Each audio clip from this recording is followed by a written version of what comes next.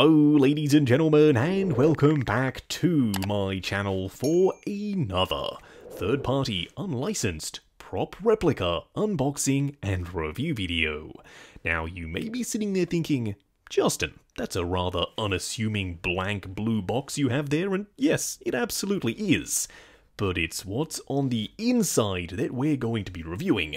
It's a fully wearable, fully die-cast Eye of Agamotto. Now I got mine from Comic Sanctorum. I have popped the link in the description below for your reference purposes only, because don't forget, this is a third-party, unlicensed, unofficial prop replica.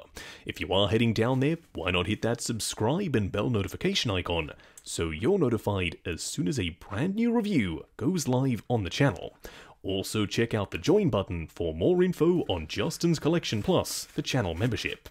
Now you don't just get the eye, you also get a display base, but it does come packaged separately. Now I did want to check out the display base first, and then we'll look at the eye, and after that we'll combine them both. If this looks familiar though, no, you're not going crazy. I actually already reviewed the first version of this a long time ago. This is apparently a brand new 2.0 version. Now the display base is made out of metal and the detail is quite sharp, which is surprising because it's notoriously difficult to get sharp detail out of something cast in metal. You do have multiple washes in the crevices, some scratching and pitting sculpted in on the surface.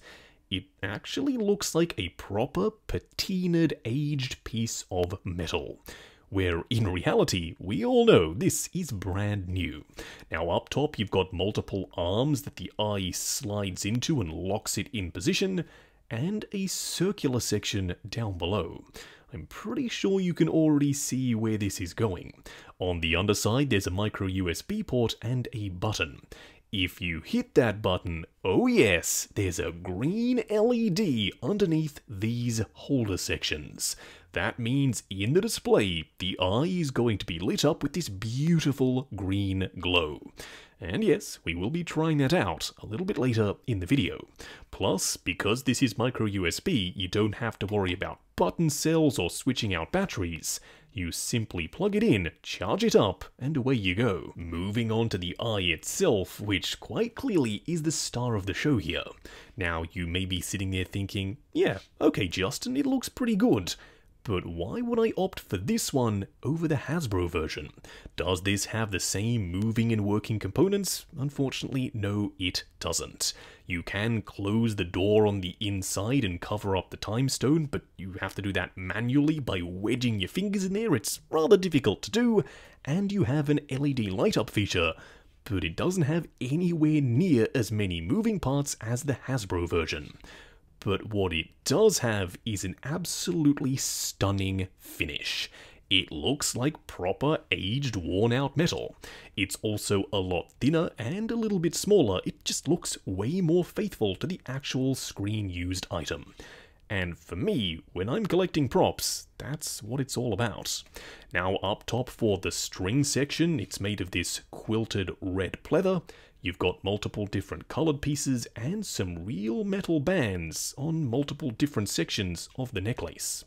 Down below, this section is one chunky piece. It's relatively hefty, and you do have a translucent marble for the time stone. I really like the way this is painted, and it matches the display base beautifully. You also have some scratches and some scuffs and some denting fully molded in. Once again, it looks quite ancient. Now, on the inside, you do have access to that marble, plus the doors if you do want to close up the eye, and 2 button cell batteries, plus an LED. If you hit the button, you can now see the LED is activated. You close it up, it snaps in position, and unfortunately, because the studio lights are so bright, you can't really see it. Just give me one moment. There we go, you can now actually see the LED and it glows a beautiful bright green. Now the batteries on mine are unfortunately dying, but if you do pop some fresh ones in there, it's a really neat effect. I would have preferred a micro USB charge-up battery just like the display base, but at the end of the day, it does kind of achieve a really cool effect. and because you don't have a ton of room inside the eye, I guess button cell batteries were probably their best option. Before we move on, I did very briefly want to show you what the central section looks like fully closed. Now, it's not the easiest thing in the world to do. You can try and close them from the front, but I would suggest opening up the top section, then pushing the doors closed from the inside. Now, it's not a perfect seal, you can see a little bit of a gap there, but from a distance, it does line up with these lines on the edges. Now, I'm not sure if that's intentional, and I would have preferred if you could close it up fully. So, in my display, I'm probably just going to leave this central portion open. Plus, if you do want to have the LED working, you'd have to leave them open anyway. Now for a quick side-by-side comparison, and to give you an idea of what the heck I'm going to do with this in my display, here we have the first version of Doctor Strange by Hot Toys, and the third-party Eye, and I think they complement each other perfectly. I'm going to pose up the Ancient One, Caecilius, and this Doctor Strange, all surrounding the eye, and I reckon that's going to be one killer display. Of course, you can do something entirely different, but seeing as though the Eye of Agamotto does have the Time Stone in it, the prop replica version, it kind of makes sense to display it either with this one or the Infinity War version. In Multiverse of Madness, the Time Stone no longer exists, so it wouldn't really be accurate to display it with that one. Do let me know what you think of my display idea though, down in the comments below. Just wrapping up on Doctor Strange's Eye of Agamotto, cast in real metal, with LED light-up features, and of course it's fully wearable. If you're in the process of putting together a Doctor Strange cosplay, this might just be the Eye of Agamotto you've been searching for to complete your outfit. Now for me, I bought this for display only, and I think it's going to serve that purpose very, very well. Now the display base is real metal, but it's not just this shiny, brand new looking thing. It's got a patina on the surface, there are washers in the crevices, and they've sculpted in scratches and pitting. It actually looks like proper aged metal. They've done a fantastic job. But it does have the LED light up feature embedded into the base, plus you simply charge it up with micro USB and away you go. No button cell batteries required, it's super simple and it gets the job done perfectly. As for the eye itself, it's suitably heavy, because, as I've said a million times now, it's made of metal, and it's done in the same way as the display base in terms of the finish.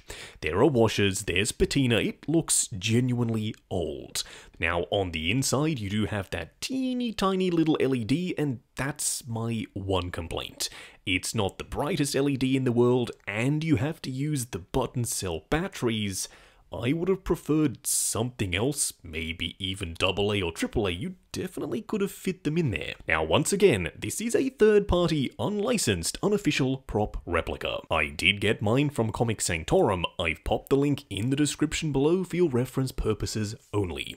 This is by no means a promotional video. This is a review on a Doctor Strange necklace that I picked up for my own personal collection. While you're down in the description, why not hit that subscribe and bell notification icon so you're notified as soon as a brand new review goes live on the channel. Also check out the join button if you're interested in having your name featured in the end credits of my reviews. Like, comment and subscribe, and we'll catch you in the next video.